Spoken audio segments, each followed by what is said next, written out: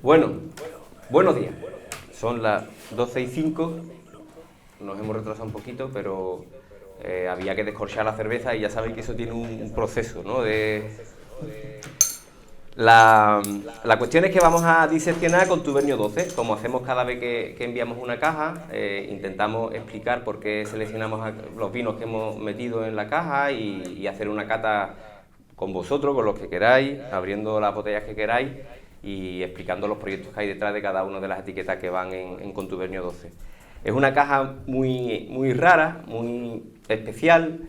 Ha tenido mucho trabajo porque al final, en vez de 6 botellas son 12, eso significa multiplicar por 2 el trabajo al fin y al cabo.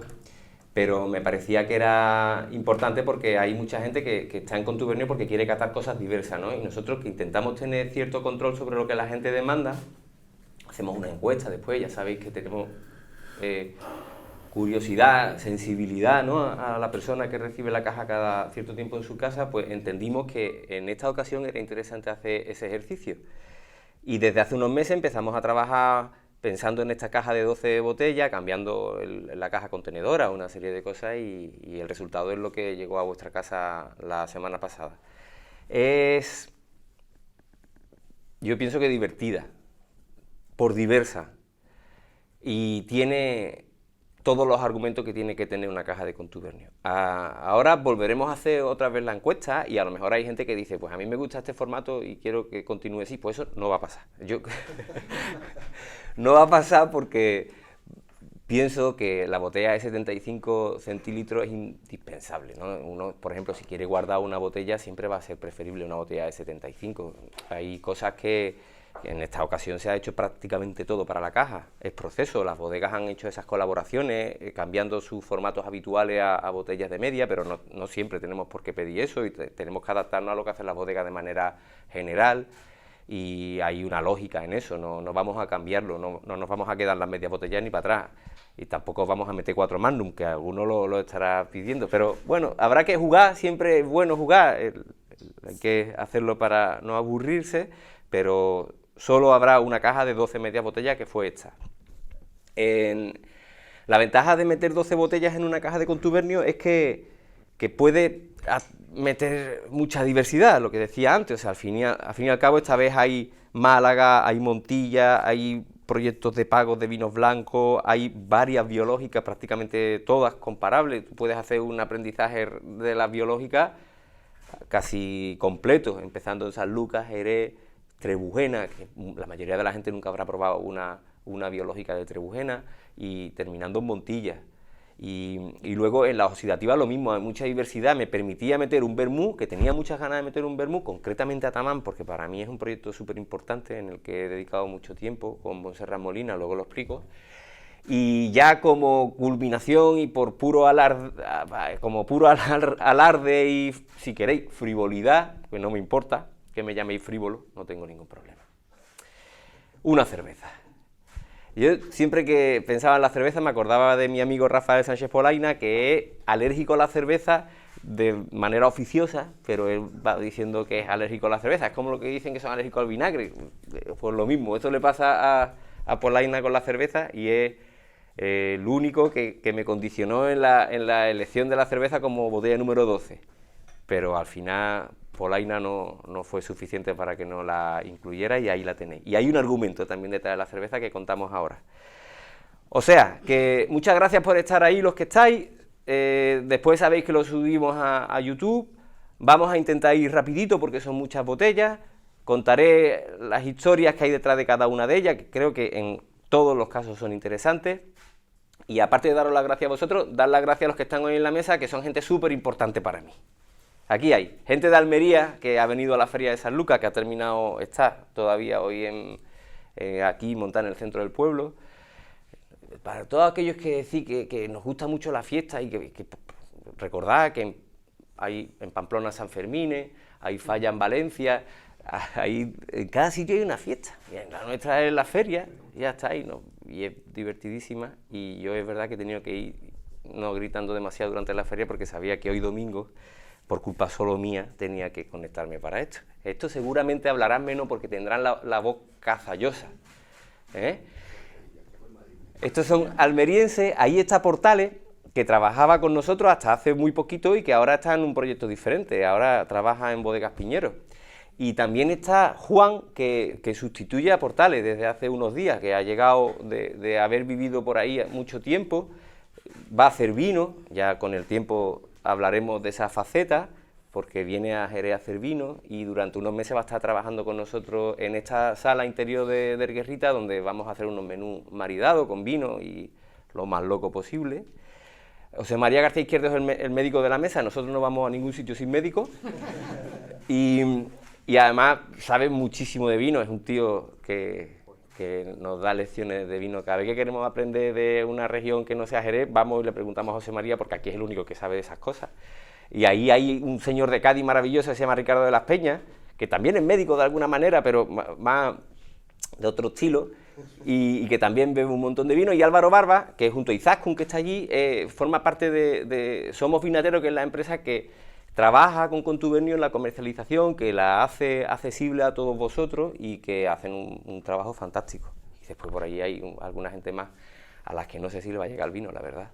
Así que avanzamos. Lo primero que sirvió la cerveza. Podría haberlo hecho al revés. O sea, aquí había dos aperitivos para mí. Un aperitivo que es el vermú y otro que era la cerveza. Pero si ponía el vermú al principio, iba a condicionar la cata de lo siguiente. Después vienen 3 vinos que para mí son delicados. Empezar con el vermú era un poco heavy y además me hubiera marcado una copa y yo soy fanático del reciclaje de copas. No pondría aquí 12 copas para cada uno de ninguna manera. Eso solo tiene justificación en sitios como el Seller, que lo hacen perfectamente y saben tener una mesa lo suficientemente grande como para que quepa lo que haga falta. Nosotros hoy aquí no lo hubiera cabido, así que reciclaremos 3 copas. Si pongo el vermú al principio no puedo seguir con la cata del siguiente paso. Así que hemos cogido estos vasitos que son realmente de caracoles y hemos servido la cerveza.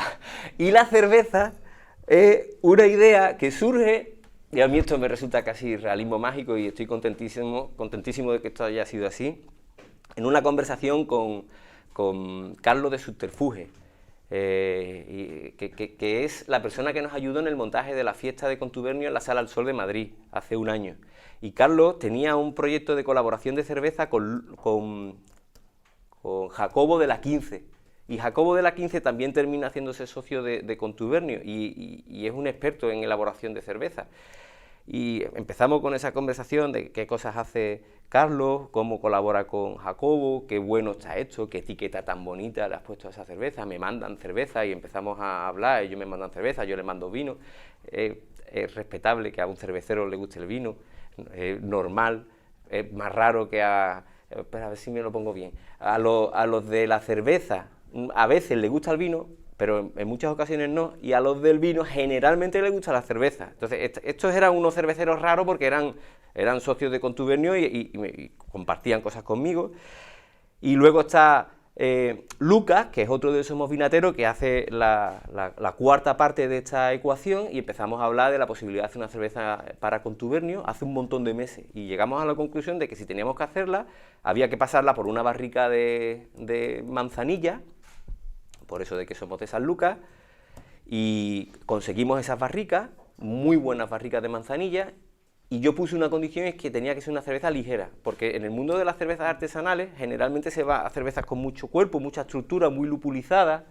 Eso, yo me gusta la cerveza y he probado mucho de esto y está bien, pero para la cultura andaluza yo creo que la cerveza que suele mandar es la ligera, es la lager, y empezamos con esa conversación, fue un poco un reto técnico, y el resultado es este. 6 meses después hemos hecho, pues si no me equivoco, eran como 1.800 cervezas, y vamos a hacer dos ediciones, y me parece que es, bueno, eso, una frivolidad si queréis, aquellos que seáis fanáticos del vino vaya a decir, este es un frívolo, pues vale, pues me parece bien. En las otras 11 botellas no, con lo cual porcentualmente soy frívolo solo en una pequeña parte, ¿no? O sea que no pasa nada, pero está bien, hay que salir de la monotonía, eso. Sí, el domingo de feria. Así que empezamos la cata de Contubernio 12 con una cerveza, con un vaso. Bueno, salud. Salud. A mí me parece que está riquísima. Enhorabuena a la 15, a Subterfuge y a Lucas por un trabajo que no es el habitual en contubernio, que no tenemos esa costumbre, pero que ha dado como resultado una cerveza que tiene una conexión con el vino. Hay en el mundo gente que lleva trabajando esto desde hace mucho tiempo. Aquí estuvo Cantillón hace años, hace 2 años, Cantillón en la sala de cata, con bodegueros locales. Yo recuerdo aquello maravilloso. Ahí empecé a pensar que esto era una cosa divertida. Y Cantillón aquel día coincidió con los de la Callejuela. Esta historia no la sabe todavía mucha gente en España, pero está a punto de salir una cerveza de Cantillón hecha en botas de la Callejuela, que la Callejuela mandó a Bélgica. Cantillón es el personaje de la cerveza a nivel mundial. Y de hecho tenía colaboraciones de este estilo en Jurà, con Tissot, si no me equivoco, y en Borgoña con otra gente, y esto todo se contó aquí, y los de la Callejuela fueron inteligentes y vieron esa oportunidad. Cantillón habló con ellos, se llevó una cerveza, y esas cervezas terminarán en el mercado dentro de muy poquito y suelen ser objetos casi de culto, esas colaboraciones de Cantillón con el mundo del vino. Nosotros hemos hecho nuestra pequeña versión en menos tiempo, porque ellos llevan trabajando con esas crianzas. La cerveza belga de este estilo sabéis que tienen crianzas largas y que luego son cervezas muy modificadas en la crianza, ¿no? Y bueno, es otra cosa. Aquí tenemos una cerveza muy ligera que es muy divertida. Servimos los 3 vinos blancos y entramos en harina con los vinos. ¿Cabe, Leo, por ahí? Sí. Bueno, a ver, lo de las medias botellas a mí me daba una oportunidad clarísima desde el principio a la hora de meter 3 blancos en una caja, que en una caja de 6 no hubiera sido posible. Pero en el marco de Jerez hay un debate, hay una investigación, hay desarrollo de una nueva estrategia respecto a la vinificación de pagos por separado y a la importancia que el viñedo tiene en esa vinificación, a esa trazabilidad, pago, viña, vino. Esto en una caja de contubernio normalmente ha estado presente siempre con una botella. Eso lo hemos hecho en muchos casos. Hemos metido muchos vinos de la Callejuela, vinos de Barbadillo, vinos de... no me acuerdo quién más, pero hemos metido varios blancos. La oportunidad de meter 3 blancos a la vez se abría con esta cajita de botellas pequeñas. Y la persona o la empresa que tenía que ofrecernos esta opción era, en su infinita generosidad, la Callejuela. ¿Por qué? Porque ellos tienen 3 viñas que vinifican generalmente de manera conjunta para sus soleras de manzanilla o para sus vinos de oxidativa. Esa es la tradición, pero también desde hace 10 años vinifican en pequeñas partes las viñas por separado. Las viñas están en Añina, en Macharnudo y en San Lucas, en el Pago de la Callejuela. Estas 3 vinificaciones las utilizan para vinos blancos y para manzanillas, porque esto lo conocéis, incluso hemos puesto una vez un vino que se llamaba Manzanilla Añina, que fue una bota que embotellamos, también de ellos, y que era un vino espectacular, muy viejo, con un perfil ya bastante oxidativo. Para mí eso estaba más cerca de un amontillado casi que de una manzanilla, aunque técnicamente le correspondía la categoría de manzanilla y así se puso en la etiqueta. Claro, para hacer esas vinificaciones tradicionales del marco de Jerez, tú primero tienes que hacer los vinos base. Entonces ellos esos vinos base también los ponen en el mercado como parcelas. Ellos tienen una parcela de blanco de la Callejuela, otra de Añina y otra de Macharnudo. Me fui a verlos y les dije que tenía esta idea y que me gustaría meter en una caja 3 medias para que la gente pudiera hacer ese ejercicio en su casa. Esto no va a dar resultados definitivos, pero es un buen ejercicio, ¿no? Catando los 3 vinos por separado, uno va a ver cómo se comporta cada pago en este proyecto concreto, en esta bodega concreta. Pero sí es verdad que es una muy buena oportunidad para hacer ese ejercicio, porque trabajan con condiciones de vinificación muy parecidas, iguales, de hecho, y ellos deciden el manejo del viñedo también en condiciones prácticamente iguales. Ellos son la misma bodega trabajando 3 parcelas diferentes, vinificándola a la vez y embotellándola por separado. O sea, si se tiene que hacer un ejercicio de diferenciación de pago, este es perfecto, probablemente, ¿no?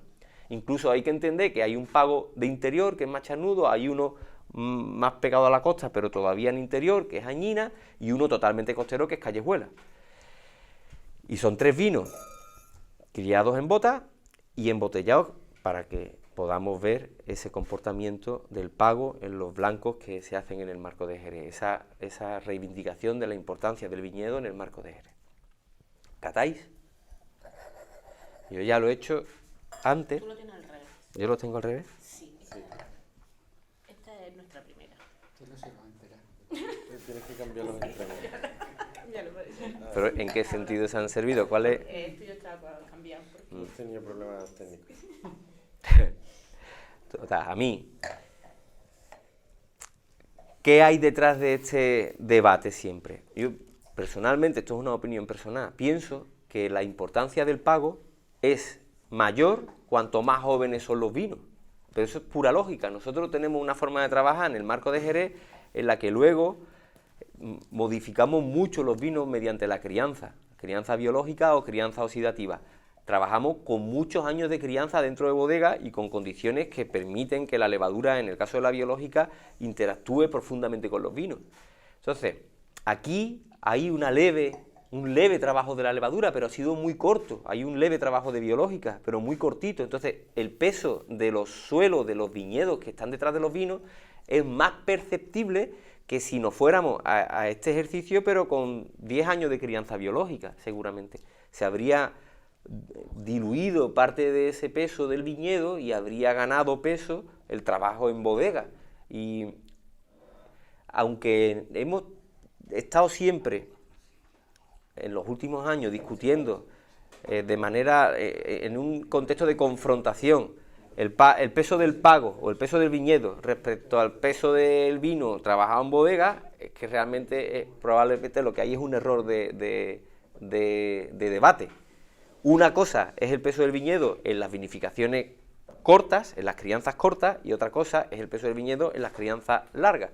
Y como Jerez y Sanlúcar y el puerto de Santa María, como toda la región seguramente va a mantener en las próximas décadas, ojalá sea así, una coexistencia de vinos blancos de crianzas muy cortas y de crianzas tradicionales, eso va a coexistir, no se van a confrontar, va a encontrar cada uno de esos vías de trabajo caminos alternativos, paralelos. Como eso va a suceder, pues va a dejar de tener sentido esa discusión respecto a qué es más importante, A o B. Pues en cada caso será más importante una cosa. Aquí lo importante es el viñedo, sin duda, porque todo lo demás, en el caso de la callejuela, es homogéneo, todo el trabajo es igual. ¿Estáis de acuerdo o no? Totalmente. Es bonito también que coexistan las dos juntas, Las dos vías. las dos maneras de elaborar y que no se pierdan. Es bonito, es inteligente como región, porque Jerez lo que hace es aportar una nueva vía de trabajo que lo hace más rico y con una probabilidad mayor de conectar con clientes que a lo mejor no tienen interés por las crianzas tradicionales. Claro. O sea, es inteligente, es rentable, es lógico a nivel de vitivinicultura, es atractivo para el aficionado, todo es positivo. Le da un valor añadido también. Da igual. Yo no sé cuántos de vosotros vais a hacer el ejercicio conjunto con las 3 botellas en casa. Es muy divertido. También son buenos vinos bebidos por separado. No tiene que ser así, si no sería solo un ejercicio académico, ¿no? Pero oye, hay uno que es muy especial, que es muy diferente, y otros dos que a lo mejor se parecen un poquito más. Nos piden en el chat que indiquemos un poco las diferencias entre cada pago. Yo no puedo llegar más allá de lo que he explicado ahora. O sea, son pagos que están situadas dentro de la región, que la región es relativamente pequeña. El marco de Jerez, comparado con otras regiones en el mundo, es pequeñito. Nosotros desde la costa de Sanlúcar hasta el pago más al interior que tengamos, lo mismo tenemos 30 kilómetros en línea recta, es una zona pequeña, pero hay viñas que están situadas más al interior y otras más costeras, hay diferentes tipos de suelo dentro de la zona, y sobre todo yo no quiero entrar en Honduras, porque es algo que si tenéis interés tenéis que indagar vosotros con los proyectos que hay ahora mismo sobre la mesa, que son muchos.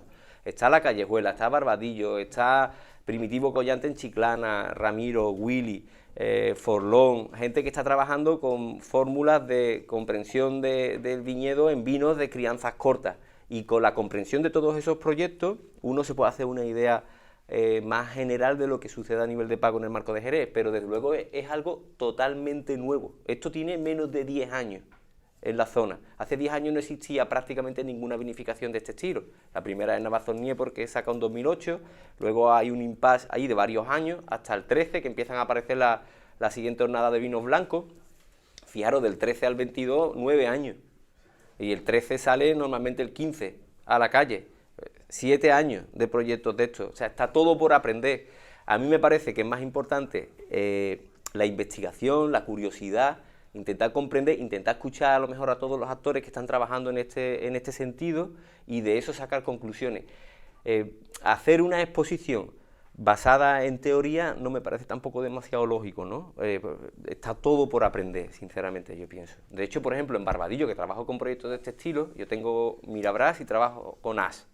AS es la vinificación de 5 o 6 pagos y Mirabras es la vinificación de un single vineyard, una viña solo. Y todavía cuando explico esos proyectos digo que son experimentales, porque me parece que lo son. Nosotros seguimos aprendiendo cosas año a año con esas vinificaciones. Cuando incorporamos un pago a AS, estamos aprendiendo sobre ese pago.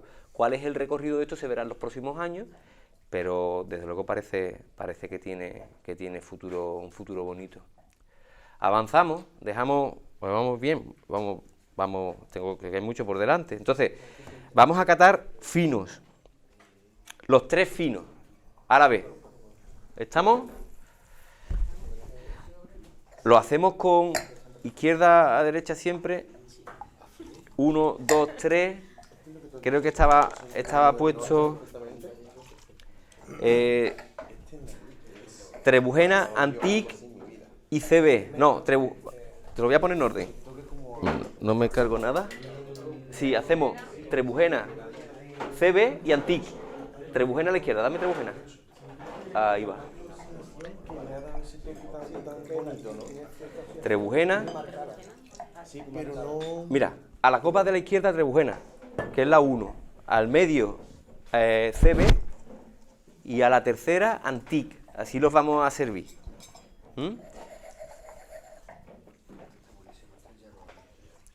Los finos son los vinos de crianza biológica que no salen de Sanlúcar de Barrameda, básicamente, ¿no? Se puede resumir así. Los finos de crianza biológica del Marco de Jerez o de Montilla, es lo que tenemos en esta caja, que no salen de Sanlúcar, porque lo que salga de Sanlúcar se va a llevar manzanilla, de manera general.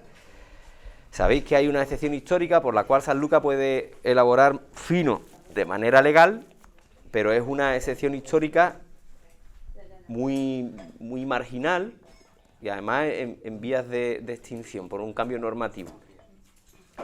Hablamos de fino como un vino resultante de la transformación por la crianza biológica sobre un vino blanco, sobre los blancos que teníamos antes. Si los blancos que teníamos antes los hubiéramos dejado trabajar con crianza biológica a largo plazo, se hubieran convertido en una manzanilla. Al ser, en este caso, bodegas que están situadas entre Trebujena, Jerez y Montilla, los vamos a llamar finos. Son 3 finos diversos entre sí. Yo he hecho la cata esta varias veces, son muy diferentes entre sí y ayudan a entender, si pusiéramos la manzanilla ayudaría todavía más, a entender lo diversas que son las biológicas. O sea, la biológica no es una forma de homogeneizar un vino blanco previo, no, la biológica en sí es una forma de hacer más rica la vinificación en estas regiones. Nosotros aquí vamos a tener 3 vinos que son totalmente diferentes entre sí. Ahí está Montilla, pero si quitáramos Montilla y pondríamos la manzanilla en medio, estaríamos hablando de que dentro de la región, vinos blancos, que tienen sus diferencias por la parte del viñedo, luego en la bodega van a seguir diversificándose por la influencia de la crianza biológica. La crianza biológica, esto lo he dicho un montón de veces, es la gran aportación de Andalucía, del Marco de Jerez y fundamentalmente de Sanlúcar de Barrameda, que es el pueblo que más se identifica con la biológica, al mundo de la enología. Nosotros cogemos el vino blanco anterior y lo trabajamos a largo plazo con una levadura viva que transforma al vino estructuralmente, lo convierte en otra cosa. La crianza biológica dependerá del tipo de velo que tenga, de la intensidad, de las prácticas culturales que haya dentro de cada bodega para que vaya teniendo un carácter u otro. Hay muchas variables en esto. Y por eso los vinos de crianza biológica son hiperdiversos. No se puede considerar que haya un estilo de biológica. A mí, cuando alguien me dice, no, es que a mí no me gusta, pongamos, la manzanilla. Es raro esto de escuchar, cada vez más raro. Pero hay todavía alguien que es capaz de decirte, no me gusta la manzanilla. Yo digo, ¿cuál de ellas? Porque si las manzanillas son miles, o sea, hay tanta diversidad de manzanillas que seguramente podríamos encontrar alguna que se adapte a ti. Y si no, seguramente tendrás una cerveza para que te la... Todavía hay gente que no llega a entenderla, pero está en un momento de su vida en el que seguramente todavía puede mejorar. Generalmente, eso de que no me gusta la biológica le pasará a gente joven, o inculta, o ignorante. No inculta, o ignorante. Bueno, ¿verdad? Que tiene tiempo de ir aprendiendo hasta que le termine gustando, ¿no? ¿Sí o no? Sí. Yo, hay quien dice, desconfía del que no le gusta el vino, yo desconfío del que no le gusta la biológica. Eso también, o sea, lo he llevado a otro extremo. La biológica hace vinos que son especiales, eso es cierto. Fuera broma, que yo puedo gastar alguna broma también aquí, ¿no? Pero la biológica hay que reconocer que provoca que los vinos sean raros. El otro día usaba esta palabra y alguien me decía, no use la palabra raro, que es peyorativa. No, raro también es escaso. Raro también tiene una connotación de escaso, un significado que le acerca a la polisemia, es importante en este caso. Para mí son raros porque no se parecen a la mayoría de los vinos del mundo. Aquí hay una boca y una nariz, silencio. Hay una boca y una nariz que se ha transformado mucho por la crianza. En la nariz va a estar presente esa levadura con diferentes matices, habrá más cítrico, habrá en otras ocasiones más panadería. La boca se habrá vaciado por la desaparición de la glicerina y aparece una salinidad, una ligereza y un amargor que son típicos en las crianzas biológicas. En la máxima expresión de la biológica vamos a ver un vino muy afilado. Esto con las manzanillas es lo que nos vamos a encontrar normalmente, un vino afilado, muy salino, muy directo, ¿no? Mientras que a lo mejor en otros tipos de biológica hay otros comportamientos, pero siempre está ese hilo conductor común: salinidad, amargor, ligereza. Esto hace que los vinos sean diferentes, y el hecho de que sean diferentes puede ser bueno o puede ser malo. Es bueno si delante tienes a una persona curiosa, es malo si tienes delante a un bebedor de cerveza, claro, exclusivamente de cerveza, o la palabra exclusivamente es importante en este contexto. Digamos cerveza exclusivamente, que es más... Digamos, no. A ver, no me acuerdo, el orden que era entonces, vale, Trebujena, CB y Antic. Trebujena, cooperativa. ¿Cuál es el juego en Trebujena? Es que está en marcha un cambio normativo que va a permitir que Trebujena y otros pueblos que antiguamente se llamaban de la zona de producción etiqueten sus vinos como Jerez convencional, como fino. Esto va a llegar. Todavía aquí no está, porque está en proceso de aprobación definitiva. Pero este fino que hoy es de un pueblo, sí, así como lo tengo yo, de un pueblo que es muy poco conocido dentro de la ADO, se ha dedicado más a producir vinos que después se vendían a los otros pueblos, ¿no? Es lo que se hacía en Trebujena. Pues en el futuro lo veremos con una marca convencional. Cooperativa, vino que trajeron los de The Wine Bank, que sabéis que son gente súper curiosa, que siempre está complicándose la vida. Me lo dieron a catar, me gustó mucho y decidimos hacer este lleno específico para contubernio en esa media botella. Un vino que me parece de Trebujena, parece más cercano al puerto, quiero decir, lo que estamos comentando. No sé, porque otro monstruo de Trebujena, no tiene estas características. Dice Ricardo, que no se le escucha, que es un vino que les recuerda a los finos del puerto. Bueno, pero al final estamos hablando de eso, de diversidad. Esto es cata comparativa, o sea, el mundo de las biológicas es divertidísimo, hay que catar mucha biológica de manera comparativa, no hay que quedarse en una sola cosa, se va a entender mejor entendiendo también los diferentes orígenes de la biológica, la forma en las que se trabaja en cada bodega. Nosotros en San Lucas tenemos una tradición de hacer más trasiego que en otros sitios del Marco de Jerez, por ejemplo, y es diversidad.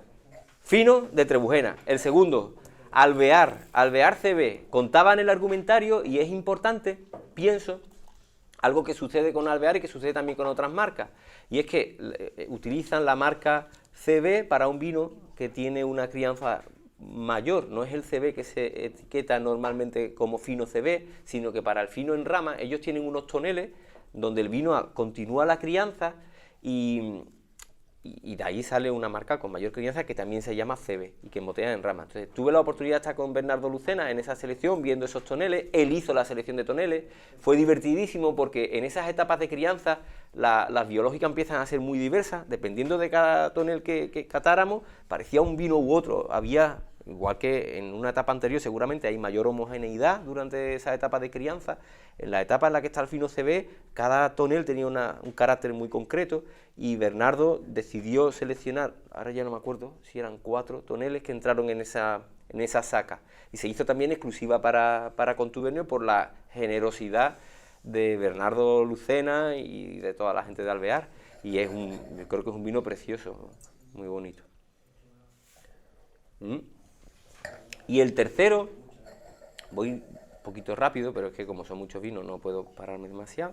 El tercero es Antique. Antique es una marca preciosa de una bodega pequeñita de Jerez de la Frontera, Fernando de Castilla, que nunca había estado en las cajas de contubernio. Jan Petersen es el responsable, que es un señor que lleva mucho tiempo trabajando por la zona, que conoce muy bien al mercado y que desde hace ya bastantes años empezó a trabajar con Fernando de Castilla con una propuesta muy novedosa en el marco de Jerez, con un posicionamiento muy premium. Y fino Antique es de estos finos viejos que a mí personalmente siempre me ha gustado mucho, igual que me gusta mucho el amontillado, con mucho carácter, con una presentación espectacular desde hace años. Ahora afortunadamente en el marco tenemos presentaciones mucho más diversas, pero en aquel momento era muy rompedora la de Antique.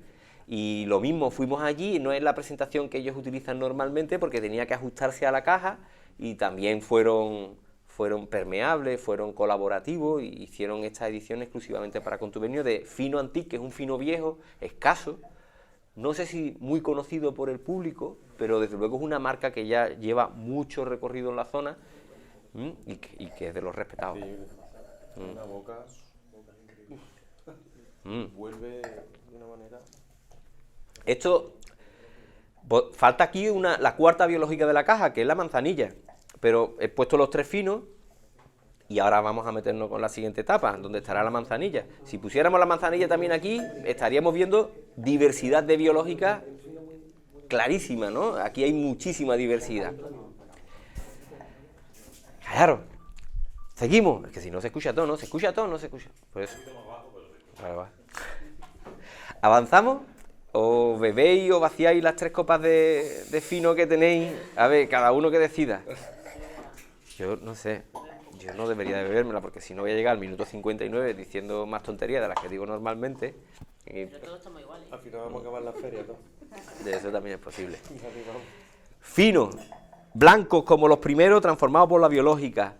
Biológica diversa, biológica que depende de cada bodega, de la práctica cultural de cada bodega, del ambiente de cada edificio, de cada pueblo, de la selección natural de la levadura que va a trabajar sobre ese vino, de cómo se conceptualice el sistema de criaderas y soleras en cada empresa, más escala, menos trasiego, mayor, menor vacío, todo esto influye.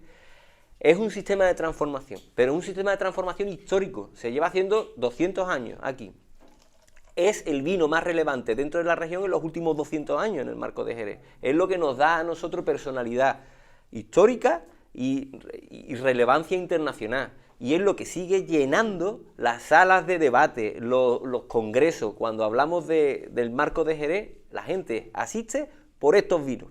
Tenemos otras cosas que ahora complementan esta propuesta, y eso es maravilloso, pero esto sigue siendo lo que nos ha mantenido en contacto con cierto tipo de consumidor curioso que se acercaba tradicionalmente al marco de Jerez. Adelante con playa. Yo, aquí un poquito. Pocas veces te vas a encontrar con la oportunidad de transmitir el nacimiento de una nueva bodega. Nosotros en Contubernio hemos tenido seguramente unas cuantas oportunidades ya. Y en algunos casos no eran nuevas bodegas. Estaban ahí, embotellaban muy poquito, se quedaban en un ámbito muy local.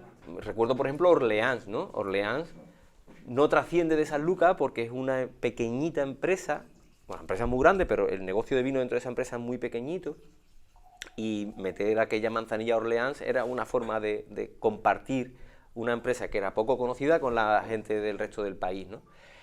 En el caso del río, todo, incluso va un poquito más allá esto, y es que Del Río no ha comercializado sus manzanillas nunca, bajo marca. Ellos embotellan algo en formatos de granel que venden en su propio despacho y han trabajado tradicionalmente como almacenistas, que es una palabra muy importante en la región, histórica, hasta el punto de que si te vas a la RAE, dice, no, eso pasaba con los marquistas, o sea, del almacenista dependen los marquistas en muchos casos, y eso está asociado históricamente a Jerez hasta el punto de que la RAE aparece como en Jerez de la Frontera, persona que comercializa con su propio nombre vinos producidos por otro. Me acuerdo de esto perfectamente. O sea, hay un contexto histórico en el que las bodegas trabajan con vinos que elaboran otros señores y hay un trasiego interno de bodega a bodega que luego termina llegando al mercado bajo la marca del etiquetador, del comercializador. La bodega del Río, que tiene argumentos para ser una bodega importante en el futuro porque tiene viñedo en una buena zona y tiene un pequeño casco bodeguero maravilloso justo al lado de la desembocadura de Guadalquivir, hasta ahora es desconocida porque siempre ha comercializado sus vinos a través de otros, ¿no? Y esta vez es la primera que se embotella un vino bajo la marca de Bodegas del Río, con la etiqueta, le han puesto Playa como marca, lo cual no está mal traído porque es que está sobre la playa, el edificio.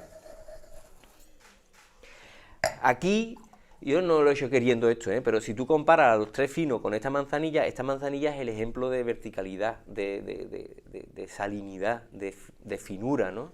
Tradicional. Frescura también. Sensación de frescura. Y de frescura. Claro, pero eso se supone que es la teoría general, ¿no? En San Lucas tenemos este comportamiento de las biológicas más directo, más fresco, más salino, más afilado, y los finos en ocasiones comportamientos un poco más vinosos. Eso no significa que no haya finos que también sean que jueguen en este tipo de ligas, ¿no? Esa diversidad. Pero la tradición sí es verdad que se inventa de esa forma, generalmente. En San Lucas la frescura y la finura y la vinosidad en las otras zonas donde se hacen biológicas. Este vino sería ejemplo de lo que se supone que es una manzanilla fila sanluqueña. Y pienso que es lo primero que hace de ahora una sucesión de acontecimientos que va a haber en esta bodega, porque habrá más. Esto es la fina, pero tienen una manzanilla con más crianza, tienen amontillado y poco a poco se irán viendo cosas de Bodegas del Río.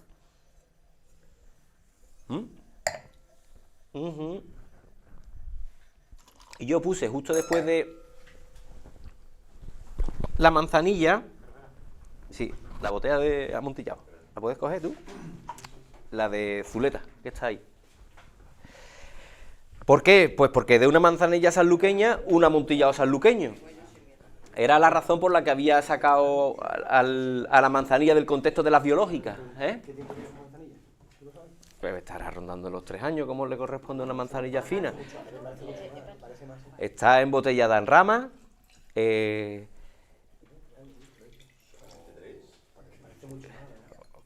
¿Por qué? ¿Por la parte salina que tiene? Yo no sé. Yo creo que esa salinidad aparece aquí, pues sí, hay otros referentes donde nos vamos a vino de 3 años, 4 años y está ese vino afilado que tenemos también aquí. Si a esa manzanilla dejamos que desaparezca el velo, esto puede suceder por años de crianza, o por adición de alcohol en una segunda ocasión, por un segundo encabezado, una segunda fortificación.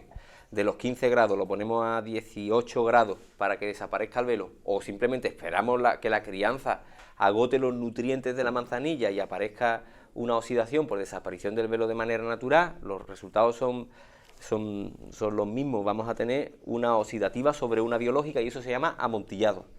Y San Lucas tiene mucha afinidad con los amontillados, igual que tradicionalmente se hablaba de la afinidad de Jerez de la Frontera con los olorosos o con los palos cortados, porque en San Lucas la biológica es la que marca el ritmo, ¿no? Todavía creo que si le preguntas a un sanluqueño cuál es su vino preferido, probablemente te diga que es un amontillado. Mucha gente te va a decir que un amontillado, rarísimamente te va a decir un oloroso o un palo cortado. Si te dice un palo cortado es porque es un fashion victim, que también suele suceder.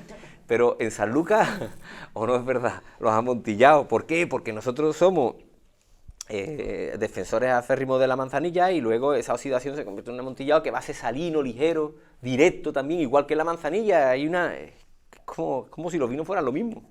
Y estos son dos casas diferentes, pero Zuleta, que es una casa también muy cercana al mundo de las manzanillas, porque es a lo que se ha dedicado mayoritariamente en su historia, tiene grandes marcas de amontillado históricamente, entre ellas Quo Vadis, que es uno de los top, y había otra marca, porque en Zuleta se juntan dos casas, Benito Rodríguez Lacabe y Delgado Zuleta. Esto se junta en los años 80 y ahí había amontillado de las dos casas y manzanillas de las dos casas que teóricamente han mantenido una vida separada, ¿no? Como si fueran encastes diferentes dentro de la misma empresa, que ahora es Delgado Zuleta todo, ¿no? Y teóricamente, vendría de la parte de Zuleta, no es de la solera de Quo Vadis. Esa es la teoría clásica dentro de esta casa, ¿eh? Y es un amontillado que pues, aquí conocemos mucho, porque hemos trabajado mucho el viejo Zuleta. Tenía antes una etiqueta muy retro. Esa etiqueta tuvo, esto es curioso porque es una historia, yo pienso, divertida. El viejo Zuleta siempre se llamó viejo Zuleta, pero no era una marca registrada. Hubo un cambio normativo y el Consejo decidió que no se pudiera poner viejo en un vino que no estuviera certificado con las categorías legales de BG, y entonces tuvieron que cambiar la etiqueta y apareció esta que ahora utilizan. La anterior era muy popera, un poco así como retro, pero esta es más bonita, pienso. El vino es el mismo. Y es un vino es un amontillado de manzanilla, salino y directo, es lo que tiene que ser. Y no es tan viejo como para que se pueda decir que es difícil de beber. Podríamos irnos aunque es un vino viejo, ¿eh? Es un vino, los amontillados, o sea, esto en el mundo de los olorosos va más rápido. En el mundo de los amontillados, esta oxidación hecha sobre una manzanilla que es muy fina, que es muy delicada, necesita más años para ganar esa contundencia que puede hacer que los vinos viejos sean difíciles de beber. Y que a los que estamos en contubernio a todos nos encanta. Pero hay otra gente que no es de contubernio y no entiende esos vinos más agresivos, entre comillas, ¿no? Con los amontillados, el proceso ese de concentración es más lento porque viene de una manzanilla que es muy delicada. Y aquí vemos esto, es un vino viejo, pero es un vino fino dentro de la vejez. 100%.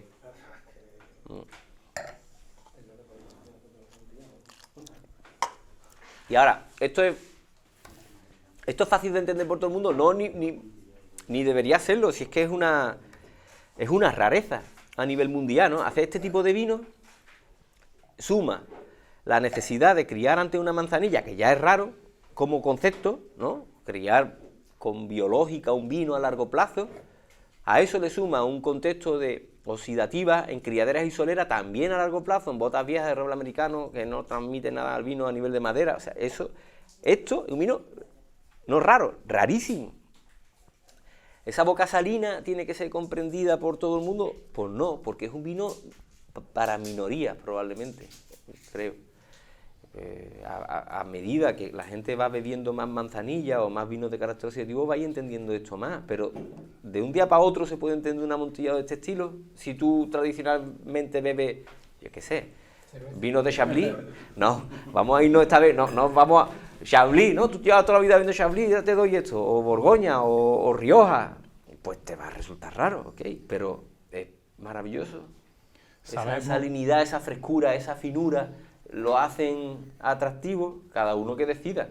Yo, si me tengo que ir a una isla desierta, me llevaría grandes cantidades de amontillado, que además es más estable que siempre, otro. Amontillado siempre. Claro. Sabemos... No te hace falta ni nevera para esto. Exactamente. ¿Sabemos la parte de crianza oxidativa que tiene este vino? Se le escucha por tal, la edad de crianza oxidativa que tiene este vino estará rondando por encima de los 20 años totales. Y esto estará producido sobre una soleá, sobre una goya, una goya que estará en 6, 7 años, ¿no? 5, 6, 7 años, depende de... Como los 13 puede ir claro, sí. aproximadamente. 12, 13. Pero eso de la edad siempre es muy relativo en el marco, porque hablamos de un sistema de mezclas constantes a muy largo plazo en el que hay una media aritmética, pero también hay un peso por el momento de creación de la solera. O sea, la solera es antiquísima, es muy antigua, porque es una solera que se crea casi con la bodega, me imagino. Entonces tú tienes, esta bodega se crea en 1744, en San Lucas de Barrameda, es de las más antiguas, Zuleta. Entonces, la solera se crea hace muchísimo tiempo. Luego hay una media aritmética, según el vino que entra, el vino que sale, quitando las mermas, que te va a dar una edad media del vino. Pero el peso el carácter de la solera sobre el vino es muy importante. Y hay otras muchas condiciones, como a qué nivel de evaporación, en qué sitio se está criando el vino. La edad la decimos porque hay que decirla, porque es una forma de entender mejor el vino, pero siempre tenemos que añadir que es relativa aquí. Y normalmente no es una forma de vestir bien al muñeco, no es decir, bueno, no, pero la edad es relativa porque estamos haciéndolo más viejo artificialmente. Es que normalmente es al revés. O sea, yo te digo a ti 20 años y a lo mejor el vino tiene mucho más. Porque en realidad, en el marco de Jerez, los vinos se expresan a nivel de edad, pienso, por debajo de lo que realmente tienen. Y seguramente este será un caso. Es una pregunta del chat, pero es verdad que es una pregunta muy recurrente en la gente que se aficiona a los vinos de Jerez, sobre todo en la oxidativa, ¿no? ¿Hasta dónde ha estado en biológica y hasta dónde ha estado en oxidativa en el caso de los vinos con crianza mixta? La respuesta, vuelvo a comentar la pregunta, para que, o sea, ¿hasta dónde ha estado en biológica y hasta dónde en oxidativa? Que es una pregunta recurrente, dices tú. La parte más importante que hay que entender es que cuanto más intensa y más larga ha sido la biológica, más afilado va a ser la amontillado. Eso es pura lógica. Entonces, tú viendo el amontillado, el comportamiento ese afilado, salino, directo, cuchillero del amontillado, te puedes imaginar hasta qué punto la biológica ha sido intensa. ¿Dónde tienes una biológica más intensa en el marco de Jerez?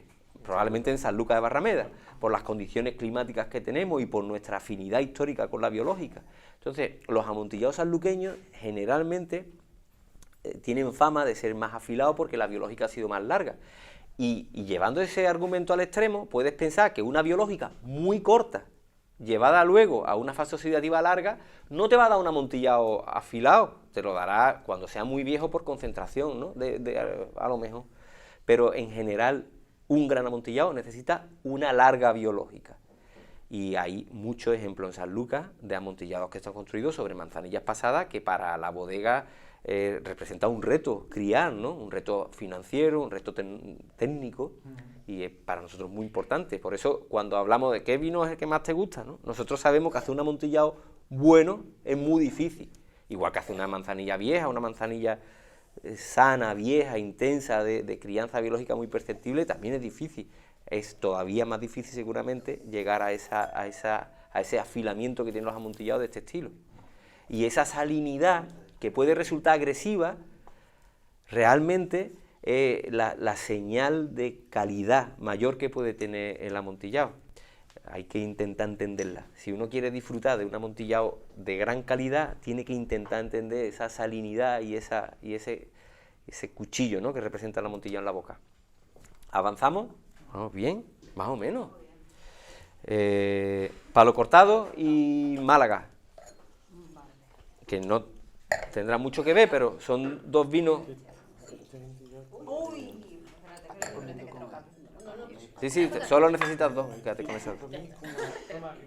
Un poco amontillado que me pegaba la manzanilla, pero no como que está tirando por manzanilla. Es como si fuera un punto intermedio y se estuviera evolucionando por manzanilla.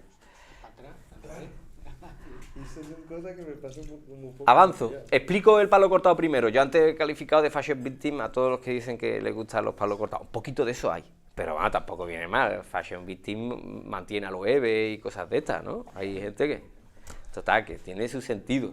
Pero nosotros en el marco de Jerez, desde hace 20 años, hablamos mucho de palo cortado y como categoría le ha venido muy bien a la región porque ha llamado mucho la atención. Entonces, hay gente que ha probado palos cortados antes que otros vinos viejos de la zona, ¿no? Que oloroso, que amontillado, o que incluso te suele decir, a mí me gustan los palos cortados porque está muy influenciado por ese carácter trendy que tiene el palo cortado, ¿no? Es que es lo que mola, ¿vale?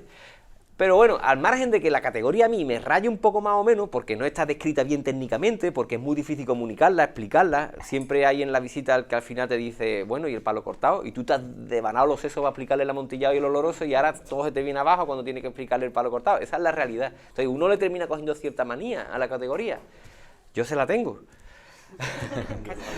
Pero eso no significa...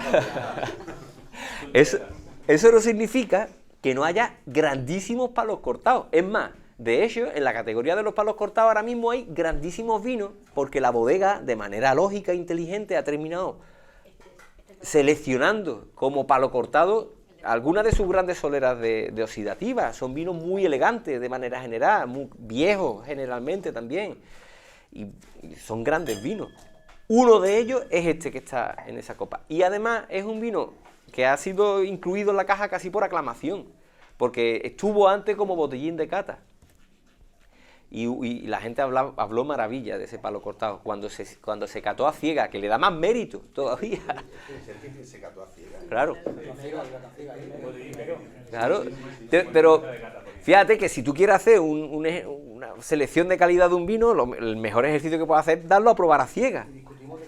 Claro. Sí, se metió un botellín pequeño por... Teníamos que votar que era, que no era. Se ha hecho 2 veces. Ese concurso se ha hecho una vez con oloroso y una vez con palo cortado. Las 2 veces con la complicidad de Lorente Barba, que es una pequeñísima bodega de Jerez de la Frontera, prácticamente desconocida, muy pequeña, que tiene vinos viejos. Ellos, por complicidad, con amabilidad, nos hicieron esos botellines sin etiqueta que compartimos. Y ya después, cuando encima escuchas esos comentarios tan buenos respecto a este palo cortado, pues tú terminas diciendo, oye, pues por justicia hay que meterlo. Entonces vamos a la bodega y les pedimos que nos hagan estas medias botellas, que tampoco es un formato habitual para ellos. Ellos han adaptado este formato a la caja de contubernio. Y es un vino, un palo cortado muy viejo, muy rico, muy escaso, como corresponden a los palos cortados, y que tenemos la suerte de poder meter en esta caja. ¿Os gusta o qué? Esto necesita chimenea, ¿no? Chimenea o playa. Va, entre tiempo vale.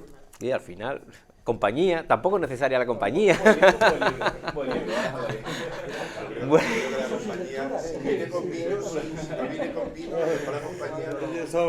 Pero el amontillado y el palo cortado son... Ahí hay afinidades personales, habrá gente que prefiera uno y gente que prefiera otro. Ya cuando te ha picado el bicho, como en mi caso, yo podría irme a uno o a otro dependiendo del estado de ánimo que tenga cada día. Porque son... Cada esquina de la chimenea y baje de alternativa. Eso es. Pero son vinos viejos, esto es importante. A ver, punto primero, ¿son fáciles de beber? No, ni falta que hace. Esto de verdad, esa disculpa no se le puede pedir a un bodeguero del Marcos de Jerez. Si te estamos poniendo en una copa un vino con 30 o 40 años o con 25, no es amable, porque es un vino seco y es un vino exigente. Eso va a empezar. Segundo, es escaso. Es mucho más escaso de lo que pensábamos. Hace 12 años, cuando montamos la tiendecita que está aquí al lado, parecía que había vino viejo en el Marcos de Jerez casi de sobra. De hecho, eran relativamente baratos. Hoy, 12 años después, lo mismo ha multiplicado por entre 2 y 3 su precio ahora mismo. Pero es que sigo pensando que están todavía muy al principio del precio al que van a llegar realmente, porque a medida que el interés sobre estos vinos va creciendo, se va sintiendo más la escasez. Y aquí no hay capacidad de reacción, que es el otro problema. Quiero decir, tú en tu bodega tienes el vino viejo que tienes. Si de pronto el mercado te demanda más, tú sigues teniendo el mismo vino viejo que tenías. Entonces la única forma que hay de manejarlo es subiendo el precio, y eso es lo que está sucediendo en el Marcos de Jerez. Con pura lógica, y no con una lógica frívola comercial, con una lógica de mercado. Y ahora mismo estos vinos, bueno, tienen un precio que empieza a hacerlo rentable probablemente, si los analizas, pero que todavía es mucho menor a lo que nos vamos a encontrar dentro de 10 años, eso es evidentísimo. Así que compren y guarden.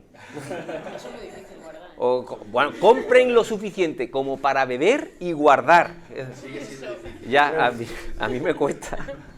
Nosotros hemos montado esta estantería con esa intención un poco. Pero eso en la fila de arriba solamente. No, aquí hay oxidativa por todos lados. Pero Tenemos que saltar y llegamos a la de arriba, a lo mejor no. es más, el Jerez viejo es una buena inversión ahora mismo. O sea, vamos, infinitamente mejor que comprar vinos de otras zonas que están muy recalentadas en precio, porque estos vinos todavía son pagables y todavía las bodegas te los van a vender sin pedirte el DNI.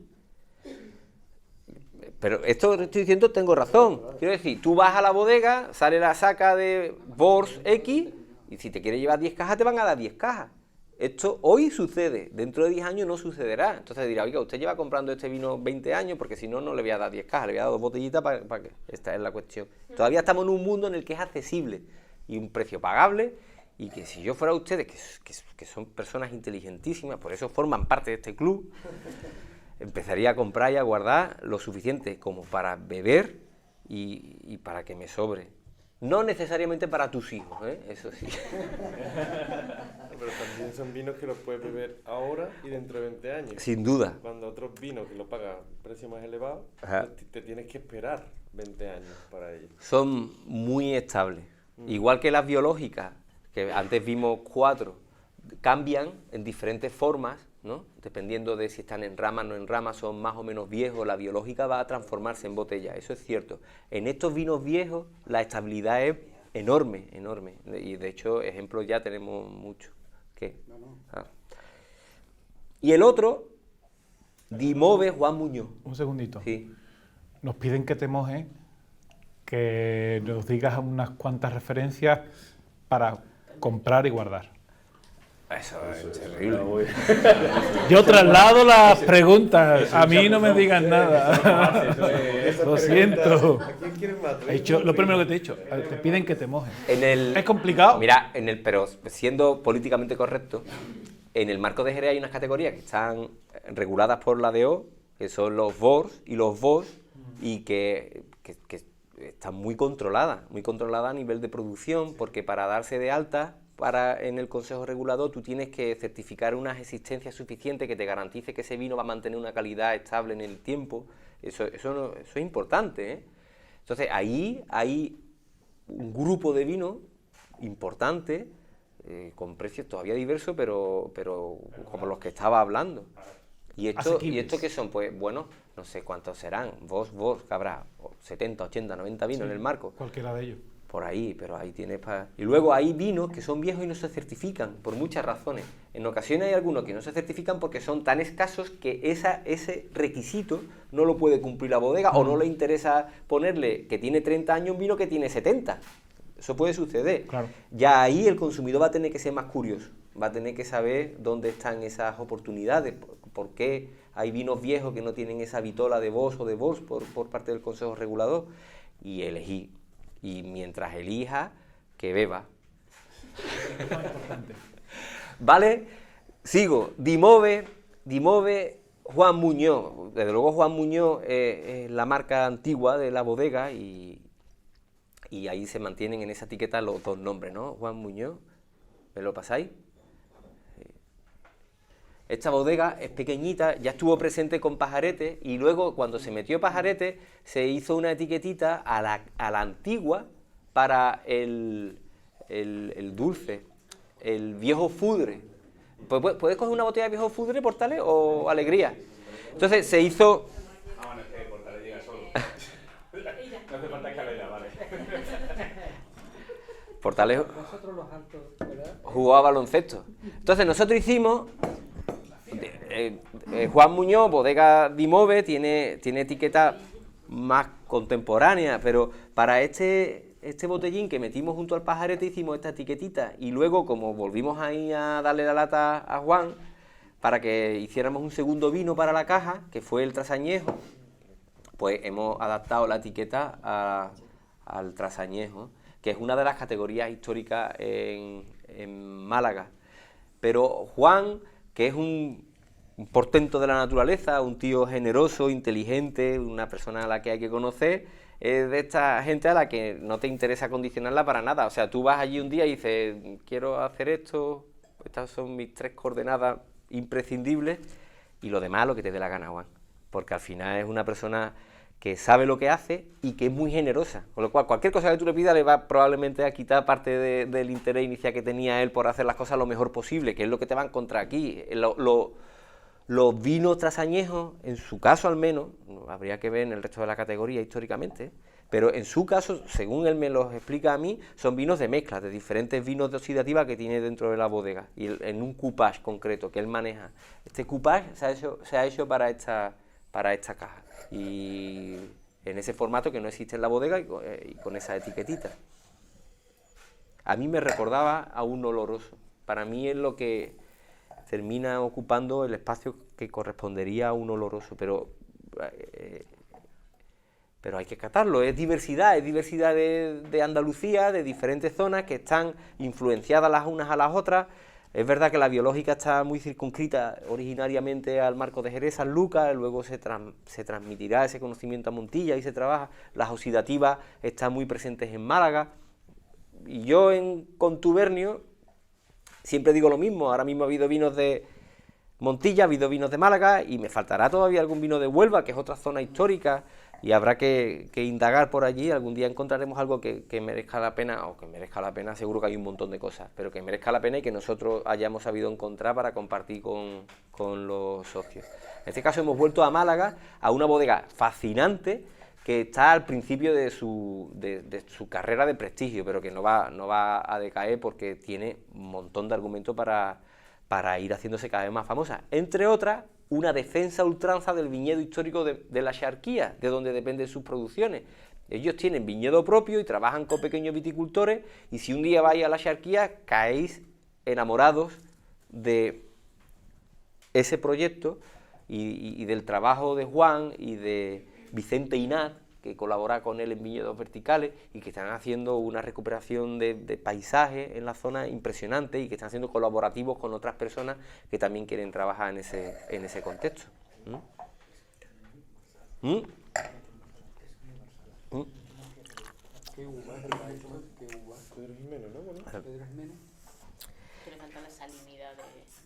Bueno, Sí, pero tiene un amargor en boca chulísimo. es precioso el vino. El amargor Es muy elegante en la oxidación, en la oxidativa, no en la parte esa biológica que tiene el amontillado, no hay esa salinidad, hay otro tipo de comportamiento. Está fresco, pero es sápido. Muy amable.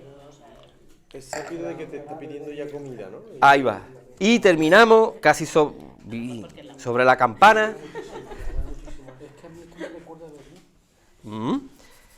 El último vino es un vermú. Y digo vino queriendo. O sea, sabéis que todavía hay un montón de gente que cuando les presentas un vermú te pregunta, pero un vermú exactamente qué es. Es curioso, ¿eh? Que no, a mí esa pregunta me llama mucho la atención. Pero siendo honesto conmigo mismo, es verdad que la primera vez que quise saber lo que era un vermú me fui a las normativas a intentar entender lo que era en la realidad. ¿Y eso qué significa? Que los vermuteros no comunican demasiado de qué es un vermú. Es como esta es la marca lo que prevalece, ¿no? Cómo se ha hecho trasciende poco. Pero un vermú básicamente es un vino aromatizado y endulzado y con un alcohol concreto, según marca la normativa, con unos aromatizantes concretos también en algunos casos, pero básicamente es un vino. Y nosotros, yo trabajo en este proyecto desde el año 2015, cuando decidimos recuperar los vermú y las quinas viejas que había en Barbadillo. Y con Montserrat Molina, que es la enóloga, siempre entendimos que los vermú y las quinas viejas tenían que tener una continuidad. Los vinos viejos no podíamos crear criaderas y soleras fácilmente porque llevaban 40 años sin tocarse, pero sí podíamos utilizarlo en una nueva formulación. Entonces empezamos a trabajar con un nuevo vermú y lo primero que hicimos fue ser fieles a ese concepto de vino aromatizado. Entonces lo que decidimos fue poner un buen vino en la base, y esto es manzanilla, al 75%. Todo el vino base que hay en el vermú Atamán es manzanilla. Eso nos complicó mucho la vida luego, en el proceso siguiente de desarrollo de una nueva formulación, pero teníamos suerte de contar con vermús y quinas antiguas y con muchas cosas dentro de la bodega que nos ayudaban, y con asesores, que trabajamos con asesores. Entonces durante un año estuvimos haciendo una nueva formulación de vermú, simplificando, en la que teníamos manzanilla en la base, una manzanilla de unos 3 años, bastante afiladita, y luego vinos viejos, quinas y vermú viejos que teníamos de reserva, aromatizantes, azúcares, unas barricas donde creamos una nueva criadera y solera y un carácter que al final era lo que nos apeteció hacer a Monse y a mí, porque fuimos los que trabajamos en este proyecto. Y el día que lo probamos, antes de sacarlo al mercado, no se me olvidará nunca la cara de Monse mirándome y diciéndome: lo mismo nos hemos pasado de amargo.